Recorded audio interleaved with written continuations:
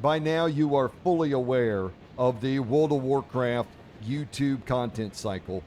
We fire up the hype train and we get it going full steam ahead all the way to Complaint Station. It's the same service every time, and here it comes. Everything wrong with WoW, everything wrong with Mythic Plus, everything wrong with PvP, what needs to change in Midnight. This is the point in the season where we get our big World of Warcraft dev team pinata out, and we're all going to smack the shit out of it with our you suck sticks, right? I've seen a lot of complaints this week on healing being too bursty and really difficult content, both PvE and PvP. It is interesting to me when people who consistently crank up the difficulty complain about it being too difficult. But don't get me wrong here. I love to shit on World of Warcraft devs. And we do have a moment, so let's take a moment to shit on the World of Warcraft devs once again. You know the Warcraft dev team who has bloated these specs to the point that they had to introduce a one-button assistance to the game. Turns out that one-button assistant is better than some overwhelming majority of the WoW population. And what would you take from that knowledge? Well, what you should have taken is that, boy, we've overcomplicated this game for the average player to the point that they really can't even play it optimally. What you shouldn't have taken away from it is, let's add more hero talents and passives and procs and things on top of it. But whatever, let's just throw some more talents on the pile, you know what I mean? I could make a Band of Brothers level multi-part series shitting on the WoW dev team and all its decisions through the years. I mean, truly, the direction of this game is just in shambles, and the story and just everything. The world building is awful because there's whole parts to the whole world that are just completely not you. Don't. We're not doing that. Okay, pull up.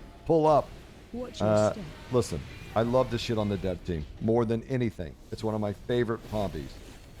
But when we start complaining about things being too difficult and difficult content, guys, this is where I'm going to come in and I'm going to throw that BoP out, because we got to put a little perspective on this.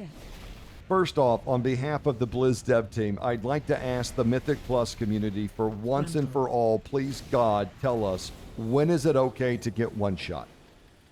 It is the nature of scalable content that at some point it leads to people getting one shot. And any Diablo 3 Greater Rifter will tell you, you run up the difficulty until you're getting one shot, and then you got to farm the shit out of levels and gear and resist or whatever so that you can get to a point where you're not getting one shot, so that you can push the content up to where you're getting one shot again.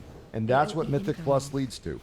And it has always been the case that if you want to blast off into the high key stratosphere, you got to ride the meta rocket, or you're just working harder than everybody else. Okay, and consider this for a second. We are in a place where you are dealing with a community who has a lot of mostly men, young men, who have thousands of hours of time played across multiple expansions. They continue to play to this day somewhere between a part-time and full-time job a week. And let's be honest, even if you said 40 hours a week, there's people doing more than that. And then we all hop in some type of communication technology like Discord, and they lather them in add-ons that do what? Well, they tell you what's going to happen, when it's going to happen, and what you need to do. Basically, hold your hand through the dungeon experience, telling you everything that's coming and going. And then this group of dedicators just cranks the difficulty up until they get one shot. And then they have the audacity to come complain at the Blizz dev team that they're getting one shot. But any Diablo 3 player could have told you that's the end game. So if you're going to complain, Mythic Plus community, about being one shot, please, for the love of Christ, tell us where it's finally okay. And let's just talk honestly here. What mechanics outside of one shots are really going to challenge guys that are playing this much? What it sounds like to me when you're complaining about the healing being too bursty is you've cranked up the difficulty to where it's not fun. And if you look, most World of Warcraft people don't need to crank it to this level to get feedback. They're plenty happy at lower levels. And let's be fair to the WoW dev team. Everything down from follower dungeons all the way up to, I'd say, what, Mythic 11s, 12s? Pretty manageable. Look, there's arguments to make about tuning, and I'm glad that they've done some. If you're saying it came too late, I agree, but let's be honest, the devs are all working on midnight now. But this idea that the difficult content becomes too difficult, I think there's a lot of ways that you can look at this other than just saying the tuning sucks or whatever. I think the tuning this season has been fantastic. I feel like any class that you want to play, any specialization, you can run it to plus 10s easily. And another point I want to say here, if I'm the WoW dev team, is I'd say, hey guys, if you think it's too bursty at that difficulty, well, what you could do, you could turn down the difficulty and just turn off all your add-ons. I have done up to 2687 here, and this is all very manageable. So if I turn it up to 14 and people start getting one shot, you know what I do? I'm going to do the same thing that Diablo 3 players did after about 2 weeks into the season. I'm going to stop doing it because it's not fun when you turn it up to that difficulty level. And I don't need it at that level, right? This is plenty for me. And let me come in to talk to you here for a second. Family, listen to Brother Boklahoma. I don't take care of you. I'm not telling you how to have fun in World of Warcraft. People out here telling you it sucks. It's awesome. But you got to know what you're doing, especially if you're coming in as a casual. If you want to get to 3K Mythic Plus rating, do not come in here week 1 and do 170 runs and try to farm your biz and all. Dude, you are going to burn yourself out. I literally do 8 Mythic Plus runs and then I'm out. I fill my vault, so I get that 707 reward. As the season goes on, people are going to get better and better gear. I mean, what are we at now on our holy PvE gear? Let's see. 709. And that's with a pretty awful vault. I mean, it's not the worst, but it's whatever. I got these 2 rings. But my point is, everybody's going to get more gear. The tanks are going to get easier to keep up. The DPS are going to do more damage, and you're going to do more healing and survive more mechanics as you get more gear. And what do we know? Every season, Blizzard bringing in those seasonal retention packages, right? They're going to give us new currencies so we can buy the best in slot raid items, and they're going to let us kick our eye level up. And whether this number hits 3K tomorrow or the day the season ends, it doesn't matter. I get it either way. This is a very challenging thing to develop content that covers this spectrum of participation.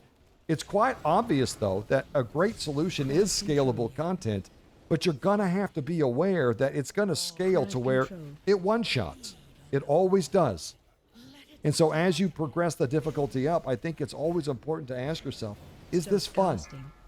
Am I having a good time? And I think for a lot of people, even before they get to this point, they say no. It's just stressful. The point I'm talking to you about here is take your time and progress through the season. It's the same thing in player versus player. It doesn't matter what I get. I just go in there and I run some games and I just work towards my season reward. So next week, I try to raise this up 10, 15, 20% if I'm on a heater. And whatever this number becomes, it doesn't matter. The real benefit for me of doing solo shuffle is that it makes me a better paladin. And I'm telling you, even if you get to 1800 in solo shuffle, you are overwhelmingly better than the majority of people, especially as a healer. Yeah, it sucks as a healer in solo shuffle because of the dampening and stuff. But listen to me, brothers and sisters in light.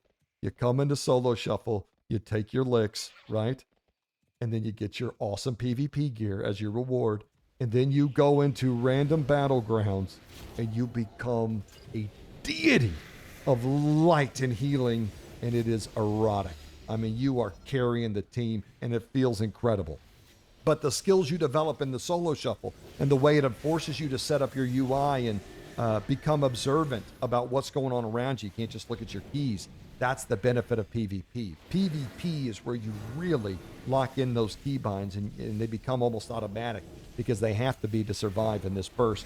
People complaining about burst in PvP too. And let me tell you something. I don't give a shit. I like shit dying. I want shit blowing up. I will take a little too bursty rather than a healer being able to keep up everybody, which is where we're at now, especially in random battlegrounds. Without the dampening from solo shuffle, I feel like healers are completely overpowered. Here it comes. You ready? BoP. Right there on the Blizz dev team. From fishing to delves, follower dungeons, all the way up to whatever I'm at, a bunch of plus 11s now. I am telling you that healing is plenty manageable, and you can have a great time in World of Warcraft. If you crank the difficulty up on scalable content, you are going to crank it to a point where it's going to get overwhelmingly bursty and one-shotty. We're at a point today in modern WoW where we have communities that are coming at these games like they committed terrorism. I mean, you got whole Discord communities that just sit there night after night to discuss how to smash this content better. And so really the only solution Blizzard has for these communities is scalable content. But do be aware of that spectrum of participation, because sometimes you're looking at people and you're like, God, I suck compared to him. And the truth is you should suck compared to him, because he has spent, and this is me. Yeah, if you've never played Holy Paladin, your expectation is to come and be as good as I am watching me play, you are not going to be even close. And I'm not even that good. The guys above me, God tier, and they're amazing at the game. But sometimes that level of dedication reduces your perception on some other aspects, I think. And I've seen that a lot, actually, which is one of my motivations to make this channel, because you need someone to talk to you like an abusive boyfriend. There's nothing wrong with getting the dev Pinata out and blasting these WoW devs. And I'm all for making realistic complaints about what's going on. I think you guys know I can get pretty salty about some of the decisions they make. Sometimes I don't think we consider all of the factors playing into these game modes and just how difficult it would be to take these communities and even give them a challenge. I don't know how else you're going to do it other than a one-shot, to be honest. That level of play, that level of dedication, that level of coordination and add-ons, what else can you do but one-shot these kids at this point? World of Warcraft is great right now. I don't love the story. I think there needs to be a lot more done with the professions, especially fishing. Imagine that. But it's great. And we got housing coming in. And, we're figuring things out. We're trying things. We know what not to do. Eco domes. Never again. Never fucking again. You hear me? Fuck you, eco domes. Oklahoma out.